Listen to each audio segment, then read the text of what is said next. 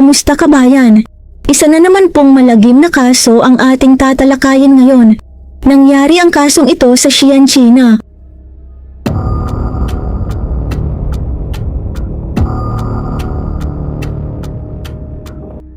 Isang dalaga ang natagpuang patay sa loob ng inuupahang apartment. Hubad ang ibabang bahagi ng kanyang katawan at may similya sa kama at sa paligid nito. Sa simula, ang mga ebidensya ay tumuturo sa isang lalaking may asawa. Ngunit habang mas lumalalim ang investigasyon ng mga pulis, nalaman nilang ginamit lamang ang babae bilang kasangkapan sa isang planadong paghihiganti. Hindi pa malinaw kung sino ang tunay na utak at kung sino ang totoong target. March 9, 2013, pumunta si Mrs. Zia na nakatira sa Xi'an sa isa sa kanyang paupahang unit sa Baihualin Residential Complex. May kasama siyang 2 staff ng building management. Ipinaliwanag niya na mahigit 1 linggo nang hindi nagbabayad ng renta ang tenant at hindi na rin sumasagot sa mga tawag. Bigla na ring nawala ang tenant, kaya nabahala siya. Humingi siya ng tulong para piliting buksan ang apartment. Kumatok ang mga staff sa pinto, ngunit walang sumagot. Sa pahintulot ni Mrs. Zia, pinuwersa nilang buksan ang pinto. Halos walang laman ng sala, pero may umaalingasaw na masangsang na amoy. Agad na pumunta si Mrs. Zia sa kwarto, habang nanatili sa sala ang mga staff. Ilang sandali lang, napasigaw siya. Nang tumakbo papasok ang mga staff, nakita nila ang bangkay ng isang babaeng nakahiga sa kama. Tinulungan nilang pakalmahin si Mrs. Zia at sinabihan siyang tumawag sa mga pulis. Matapos matanggap ang tawag, dumating ang Criminal Investigation Unit. Hinati ang mga opisyal sa iba't ibang grupo at sinuri ang 1-bedroom apartment na may sukat na humigit kumulang 646 square feet. Sa sala, may sofa at coffee table lamang. Sa basurahan, nakakita ang mga pulis ng 2 upos ng sigarilyo. Sa kwarto, maraming mahalagang ebidensya ang natagpuan. Nakahiga ng nakatihaya ang biktima sa kama. Mahigpit ang nakabalot ng adhesive tape ang kanyang mukha. May kumot ang itaas na bahagi ng kanyang katawan at nakatali sa likod ang kanyang mga kamay gamit ang puti na nylon na lubid. Hubad ang ibabang bahagi ng kanyang katawan. May similya sa kanyang magkabilang hita at sa kumot na nagpapakitang nakipagtalik siya bago siya namatay. Magulo ang kwarto. Nagkalat ang mga damit sa sahig at halatang hinalungkat ang laman ng aparador. Ngunit kapansin-pansin na malinis ang sahig na tila sinadyang linisin. Sa malinis na sahig, nakakita ang mga pulis ng sirang alarm clock. Nakatigil ang oras sa 3:15. Natanggal ang baterya at nakahandusay malapit dito. Sa ibabaw ng nightstand, may desk calendar, ilang resibo mula sa groceries at isang photo pickup slip. Sa likod ng kalendaryo may nakasulat na pangalang Duan Gang at isang numero ng telepono. Sa banyo, sa loob ng isang trash bag, nakakita ang mga pulis ng 2 naka-open na balot ng kondom at isang nakataling kondom na may laman na similya. Tumugma ito sa similyang nakuha sa katawan ng biktima. Matapos halughugin ang buong apartment, walang nahanap na mahahalagang gamit. Walang wallet, cellphones or computer. Batay sa ebidensya, naniniwala ang mga pulis na ito ay kaso ng pagnanakaw, panghahalay at pagpatay. Pinakiusapan si Mrs. Zia na kilalanin ng biktima. Ayon sa kanya, tugma ang tangkad at itsura sa kanyang tenant. Ngunit hindi siya sigurado dahil nagsisimula ng mabulok ang mukha nito. Sinabi niya sa mga pulis na 3 buwan bago ang insidente, ipinarenta niya ang apartment sa isang dalagang nagngangalang Himanman sa halagang 900 yuan o mahigit 7,500 pesos sa kasalukuyan kada buwan. Pumirma si Manman ng 1-year contract at nagbayad ng 3 months advance. Gamit ang kopya ng ID ni Manman na ibinigay ni Mrs. Zia, nakuha ng mga pulis ang pangunahing impormasyon ng dalaga. Ipinanganak siya noong year 1990 sa isang rural na lugar sa Anhui Province at siya ay 23 years old. Nakipag-ugnayan ang mga pulis sa mga otoridad sa Anhui. Sa kanilang tulong, dumating ang mga magulang ni Manman sa Xi'an kinabukasan. Tumugma ang DNA ng kanyang ama sa biktima na nagkumpirma sa kanyang pagkakakilanlan. Ayon sa kanyang mga magulang, umalis si Manman sa bahay upang magtrabaho matapos ang middle school. Hindi madalas ang kanilang komunikasyon at hindi nila alam kung anong trabaho ang ginagawa niya. Wala silang maibigay na kapaki-pakinabang na impormasyon. Pagkatapos nito, tumuon ang mga pulis sa forensic result. Ipinakita ng autopsy na namatay si Manman dahil sa asphyxiation matapos takpan ang kanyang bibig at ilong. Tinatayang higit 1 buwan na ang lumipas mula nang siya ay mamatay. Ang similya sa kanyang katawan ay tumugma sa similya sa nakataling kondom. Inimbestigahan din ng mga pulis ang pangalang nakasulat sa kalendaryo. Natukoy nila si Duan Gang. Ipinanganak noong year 1981, edad 32. Isa siyang lokal na residente ng Xi'an at nagtatrabaho bilang ordinaryong empleyado na may katamtamang kita.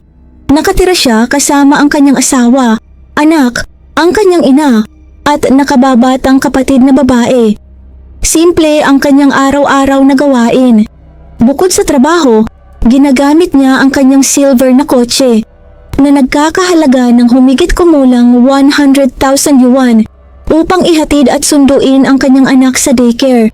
Mukhang wala siyang direktang koneksyon kay Himanman. Gayunpaman, dinala pa rin siya ng mga pulis para sa pagtatanong. Nang ipakita sa kanya ang larawan ng dalaga, inamin ni Duan Gang na kilala niya ito. Sinabi niyang ang pangalan nito ay He Yingying, isang kaibigan na nakilala niya kamakailan. Sinabi niyang hindi na niya ito nakita mula pa noong January. Sinabi ng mga pulis na ang tunay na pangalan ng babae ay He Manman at patay na ito. Ipinaliwanag nila na kailangan nilang malaman kung may kinalaman siya sa pagkamatay nito. Nagulat si Duan Gang. Nang mapagtantong isa na siyang suspek, kusang loobin niyang ikinuwento kung paano niya nakilala ang babae. Sinabi niya na una niyang nakilala si Manman noong kalagitnaan ng December 2012. Bandang 8:00 ng gabi matapos ang trabaho, pauwi na siya nang pahintuin ng isang dalagang may dalang maleta, ang kanyang kotse. Nakiusap itong ihatid siya sa airport at nag-alok ng 300 yuan. Pumayag naman siya. Habang nasa biyahe, ipinakilala ng babae ang sarili bilang He Yingying at sinabing nagtatrabaho siya sa clothing business sa Xi'an. Sinabi rin niyang kaunti lang ang kakilala niya sa lungsod at gusto niyang makipagkaibigan. Nangako itong ililibre siya ng pagkain kapag nakabalik ito. Bago bumaba, nagpalitan sila ng numero ng telepono. Makalipas ang ilang araw, si Manman ang unang nakipag-ugnayan at inimbitahan siya sa hapunan. Habang mas madalas silang nagkikita, naakit si Duan Gang sa dalaga kahit matagal na siyang may asawa. Ilang beses na may nangyari sa kanila. January 9, 2013, tinawagan siya ni Manman at sinabihang bumili ng kondom at pumunta sa kanyang apartment sa Baihualin Complex. Sa apartment, nagtalik sila ni Manman at matapos ang maikli pang pag-uusap, umalis na siya at umuwi. Mula noon, hindi na niya ito makontak. Dahil papalapit ang Lunar New Year, inakala niyang umuwi ito sa probinsya. Nang hindi pa rin niya ito makontak matapos ang holiday, inisip niyang ayaw na nitong ipagpatuloy ang relasyon. Sinabi niyang nakaramdam pa siya ng ginhawa dahil nabawasan ang guilt niya sa pamilya. Matapos ang kanyang pahayag, kumuha ang mga pulis ng DNA sample mula sa kanya. Lumabas sa resulta na ang similya sa kama ni Manman at sa kondom ay galing kay Duan Gang. Inamin niya ang relasyon, ngunit iginiit na wala siyang kinalaman sa pagkamatay nito. Nakakita rin ang mga pulis ng isang rolyo ng adhesive tape at isang piraso ng puting nylon na lubid sa loob ng kotse ni Duan Gang. Tumugma ang mga ito sa tape sa mukha ni Manman at sa lubid na ginamit sa pagtali sa kanyang mga kamay. Ipinaliwanag ni Duan Gang na sa ikatlo nilang pagkikita, pinabili siya ni Manman ng mga iyon dahil walang nasa malapit na convenience store. Sinabi niyang naiwan ang tape sa kanyang kotse at hindi na niya itinapon dahil maliit lang naman ito at maaaring magamit. Hindi tinanggap ng mga pulis ang paliwanag na ito. Batay sa ebidensya, si Duan Gang ang pangunahing suspek. Ngunit may napansin ang mga investigador na kakaiba. Halatang nilinis ang kwarto, ngunit ang pinakamahalagang ebidensya, ang similya at ang kondom, ay naiwan. Nandoon pa rin ang kalendaryong may nakasulat na numero ni Duan Gang. Kung siya ang pumatay, tila walang logic. Naiiwan niya ang mga ebidensyang direktang magtuturo sa kanya. Dahil dito, pinag-isipan ng mga pulis na maaaring hindi siya ang tunay na pumatay. Pansamantala siyang ikinulong habang inilipat nila ang direksyon ng investigasyon. Kinuha ng mga pulis ang larawan ni Manman at nagtanong sa iba't ibang entertainment venues. Pagkaraan ng 3 araw, may nakuha silang impormasyon mula sa isang foot massage parlor. Sinabi ng isang empleyado na dati roong nagtrabaho si Manman, ngunit sandali lang bago ito umalis. Nang umalis siya, may lalaking sumundo sa kanya sakay ng bagong itim na ODQ7. Natandaan ito ng empleyado dahil mahal at bagong modelo ang sasakyan. Mukhang mayaman ang driver. Dito nagtuon ang mga pulis. Kahit hindi pa sigurado kung ang driver ang pumatay, malaking hakbang ito sa investigasyon. Dahil malaki ang lungsod at maraming kayang bumili ng ganoong sasakyan, kailangan nila itong paliitin. Naalala ng isang pulis na sinabi ng empleyado na mukhang bagong bili ang kotse. Sinuri ng mga pulis ang mga talaan ng mga bagong benta ng Audi sa nakaraang mga buwan. Nakakita sila ng 20 posibleng sasakyan. Isa-isa nila itong inalis hanggang matukoy ang eksaktong ODQ7. Ang may-ari nito ay si Jiang Qiang. Ipinanganak noong year 1973, edad 40. Tubong Xi'an. Matapos ang high school, nagtrabaho siya sa isang state-owned enterprise. Noong year 1994, nasentensyahan siya ng 9 years na pagkakakulong dahil sa pagnanakaw ng pampublikong ari-arian at embezzlement. Nang makalaya noong 2003, pumasok siya sa mechanical at electrical business. Sa loob ng ilang taon, yumaman siya at bumili ng ODQ7 noong October 2012. Ginawa siyang pangunahing suspek ng mga pulis at doon nila itinuon ang investigasyon. Habang sinusuri ang kanyang mga koneksyon, natuklasan ng mga investigador na ang kanyang kasintahan at sekretary na si Duan Li ay kapatid ni Duan Gang. Dito nagkaroon ng direktang koneksyon si Jiang Qiang kay Duan Gang. Nagpasya ang mga pulis na unahin ang pagtatanong kay Duan Li. Sa istasyon, inamin niyang may relasyon siya kay Jiang Qiang. May dati itong asawa, may anak, at 14 na taon ang tanda sa kanya. Tutol ang kanyang pamilya sa relasyon at pinilit siyang huminto sa trabaho. Ngunit para sa kanya, si Jiang Qiang ay mature, stable, successful, at mabait sa kanya. Bumili pa ito ng apartment para sa kanya na nagkakahalaga ng 400,000 yuan o mahigit 3.3 million pesos sa kasalukuyan. Dahil dito, palihim niyang ipinagpatuloy ang relasyon. Kalaunan, nalaman ito ng kanyang kapatid na si Duan Gang at sinampal siya. Labis siyang nasaktan at isinumbong ito kay Jiang Qiang. Sinabi ni Jiang Qiang na kung sasaktan siyang muli ng kapatid, puputulin niya ang kamay nito. Inisipin niyang sinasabi lang iyon ng nobyo para pakalmahin siya at hindi niya ito sineryoso. May isa pang bagay na sinabi si Duan Li sa mga pulis na sa tingin niya ay kakaiba. Kamakailan, nagpakita si Jiang Qiang ng kakaibang pag-aalala sa pamilya ni Duan Li. Madalas niyang tanungin kung nakauwi na ang kapatid nito at kung ano ang ginagawa ng mga miyembro ng kanyang pamilya. Kahina-hinala ito sa mga pulis. March 14, 5 araw matapos matagpuan ng bangkay, dinala ng mga pulis si Jiang Qiang para sa investigasyon. Nanatili siyang kalmado at sinabing hindi niya kilala si Manman. Iginiit din niya na dahil matagumpay ang kanyang negosyo, wala siyang dahilan para gumawa ng krimen. Binanggit ng mga investigador ang relasyon niya kay Duan Li at ang katotohanang tutol dito ang kapatid nitong si Duan Gang. Sinabi ni Jiang Qiang na naiintindihan niya kung bakit hindi sang-ayon si Duan Gang. Ngunit iginiit niyang hindi pa niya ito nakita ng personal. Ang tanging alam niya ay minsan nitong sinampal si Duan Li. Nanatili siyang kalmado habang tinatanong. Sa sandaling iyon, nakakita ang mga pulis na naghahalughog sa kanyang opisina ng isang cellphone sa loob ng drawer ng mesa. May laman itong call logs, mga mensahe at chat records na nagpapakita ng kanyang relasyon kay Manman. Napatunayan nitong nagsinungaling siya nang sabihin niyang hindi niya ito kilala.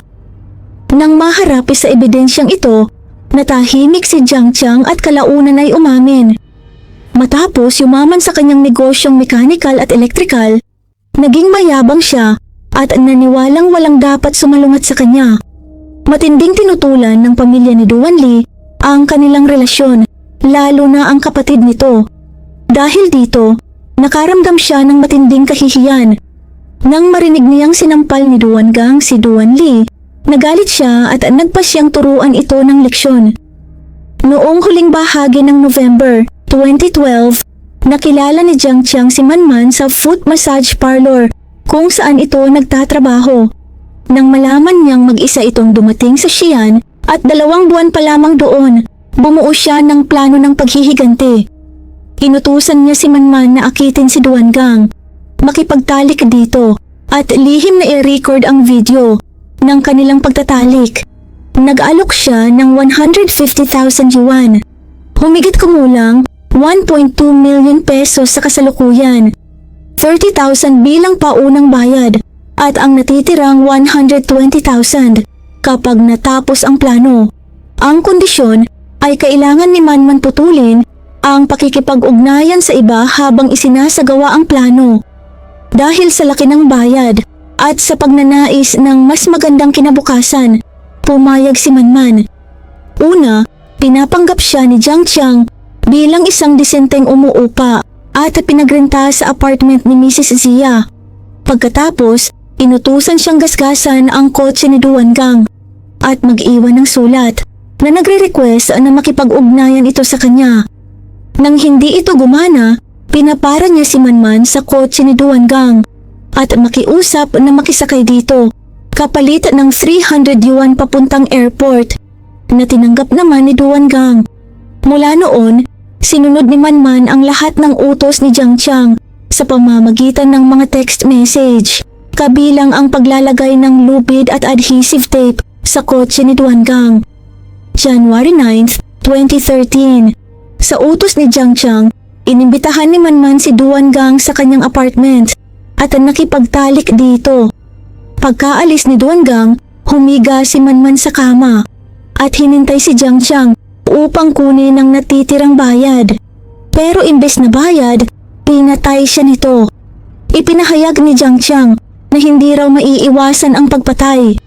Ayon sa kanya, nang dumating siya, tinakot siya ni Manman na ibubunyag ang plano. Hiningi nito ang natitirang 120,000 yuan at dagdag na 5,000 yuan bilang hush money. Sinabi niyang nagtalo sila at sa gitna ng komprontasyon, napatay niya ito.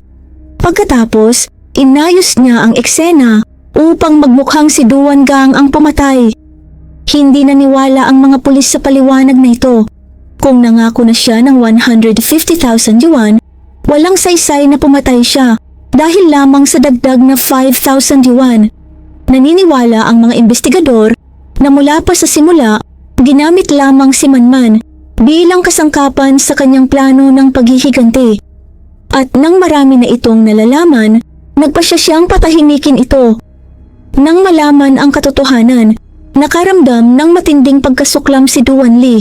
Natuklasan din niya na hindi pa pala hinihiwalayan ni Jiang Qiang ang kanyang asawa at nakikipagrelasyon pa ito sa iba't ibang babae. Maging ang apartment na binili nito para sa kanya ay bahagi lamang ng panlilinlang. Sa paglilitis, napatunayang guilty si Jiang Qiang sa lahat ng bilang sa mga kasong isinampa laban sa kanya at nasintensyahan ng parusang kamatayan dahil sa pagpatay kay Manman, kabilang ang pagbabayad ng malaking halaga bilang danyos sa pamilya ng biktima. Sa kasong ito, Muntik nang maging suspek sa pagpatay si Duan Gang dahil sa isang bawal na relasyon. Isinagawa ni Manman ang plano ng paghihiganti kapalit ng pera. Ngunit kalaunan ay pinatay ng mismong taong kumuha sa kanya. Pareho silang naging biktima ng plano. At ang tanging tunay na salarin ay si Jiang Chang na siyang nagplano ng lahat. Shoutout po kina Nene Habasa from Marikina, kay Loy Valiente, at kay Shinunaga Evelyn. Ito lamang po para sa araw na ito. Maraming salamat po sa pagsubaybay. At para po sa early access sa ating mga upcoming videos, join po kayo sa ating Crimes in Tagalog Stories Fam. Nasa description po sa ibaba ang link. Ito lamang po para sa araw na ito. Magkita po tayo sa susunod na kwento. At sa muli, mag-ingat po tayong lahat. Paalam!